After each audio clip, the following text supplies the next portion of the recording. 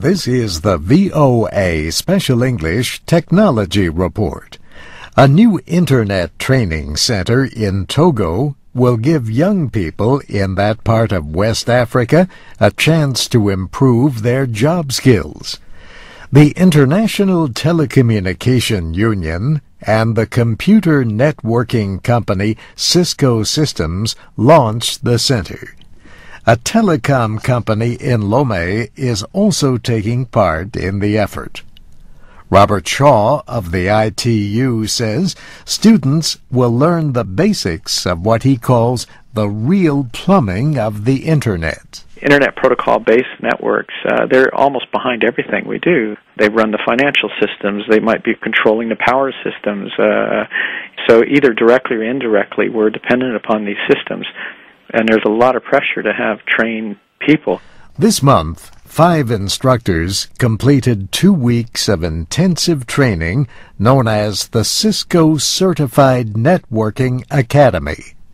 They also learned how to train others.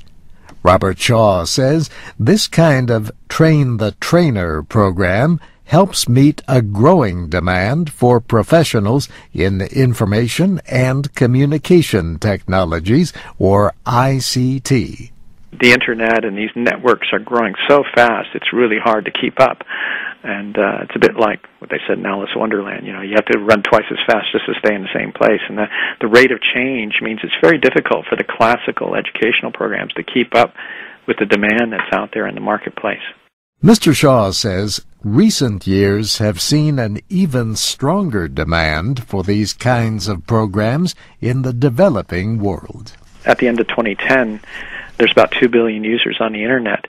The majority of those, about 1.2 billion, is now in developing countries. And that's almost a complete opposite of what the situation was 5 years ago. The ITU launched its Internet Training Center program in 2001. The centers are meant to help spread the growth of ICT jobs to developing countries. More than 80 centers have opened in the Asia-Pacific area, Latin America, Eastern Europe, and Africa. Mr. Shaw says the new center in Lomé will open to students in March. One of the things we're trying to do in this program is also to encourage participation by women, by girls, and so on. So there's a recommendation that they target at least 30% female enrollment. Other locations in Africa include Angola, Cape Verde, Kenya, Malawi, and Mali. They also include Rwanda, Senegal, Tanzania, Mauritania, Uganda, and Zimbabwe. Students pay for the training. The cost is different in each country. Those who complete the program are known as Cisco Certified. The program lasts about 6 months because most students attend part-time. And that's the VOA Special English Technology Report, written by June Sins.